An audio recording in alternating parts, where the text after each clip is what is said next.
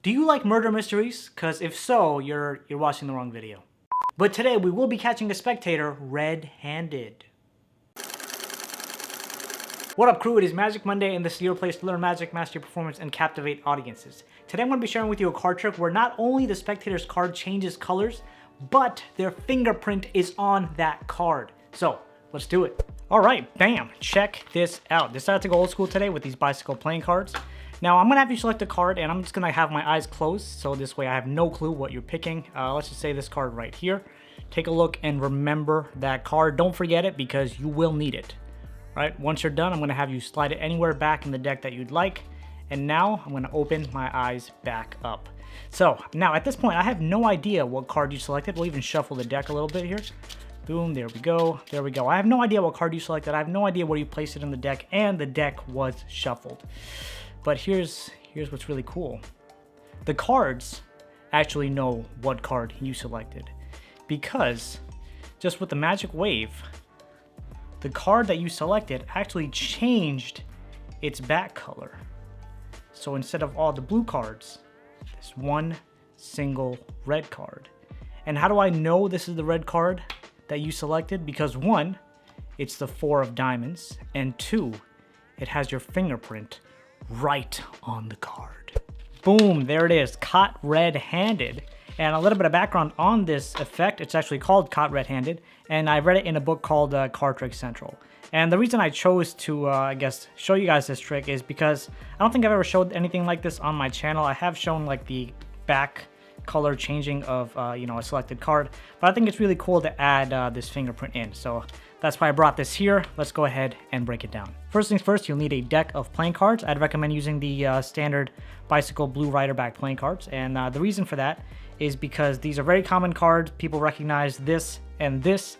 And the reason I'm not using red is because this trick is called Caught Red-Handed. So it's very nice to have it go from blue to red because, again, you're caught red-handed. I don't know how to explain this any better. So you got your deck, you put that over to the side, and you also need a duplicate card. Now, and of course, duplicate red back card. So in my case, I decided to use the 4 of diamonds. So this 4 diamonds I put right in the deck.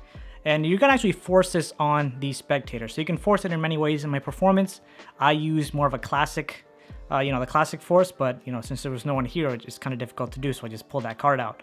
But there are many different types of forces you can do. I'll put a link on the screen description on many different types of card forces. You can go ahead and check that out.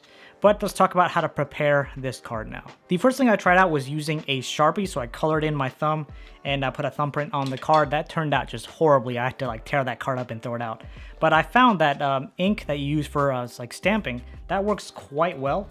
I had to go through a couple of trials, so you can see the other trials didn't turn out too well, right? Not the greatest in the world.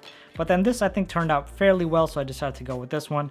So all I did, put that ink on my thumb, pressed it, kept it for maybe a second, 2 seconds, and then pulled straight up, right? You don't want to pull out like this, otherwise it's going to smear. And then you want to let this card dry for maybe about an hour. So then it's all set, it's dried, and it's all ready to go. You want to take this prepped card now, put it second from the bottom. The reason I don't put it on the bottom is because sometimes these cards shift a little bit in your hand and you don't want that red flashing. So if you put it second from the bottom, the chances of that happening are very, very low. And the other card that you're forcing on the spectator, you could put it anywhere depending on how you're doing the card force. A simple way to do the card force is you can riffle through the side of the deck like this. When the spectator calls out stop, just roll over this top packet. So take your index finger, roll over this packet onto the other hand and give that card to the spectator. And this is just the top card, 4 diamonds. It works beautifully. Let me show you up to speed. Tell me when to stop right here. Okay, go ahead and take that card. All right, and I kind of like to flip this hand over just to, I guess, take attention away from what the spectator may be thinking. So you do that, spectator takes a look and remembers this card. At that point, they can put it back anywhere they'd like into the deck. And while all this is happening, I like to keep my eyes closed as to show in the reveal that I wasn't looking at all and I want to catch them red-handed. So that's why I don't like to look during the selection process and when the card is inserted back in the deck. And of course, when the card is inserted back, then you can go ahead and shuffle it as much as you'd like. Just make sure not to reveal that red card.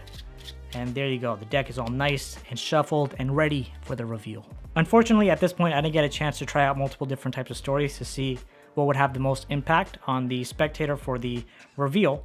But what I did in my performance, as you saw, is the cards know the card you selected, and one of the cards has changed colors. So there it is. I like to just do a spread on the table, again, like I did in my performance. I like to pull that out, and exactly like I did in my performance, I say, not only do I know this is the card you selected, the reason I know is because you left your fingerprint on that card. I caught you red-handed. Do let me know down in the comments how you would perform this card trick, and I'm sure others would love to hear from you as well. And of course, Magic Monday is not Magic Monday without a quote of the week, so this one is by Oscar Wilde. He says, "Be yourself. Everyone else is already taken."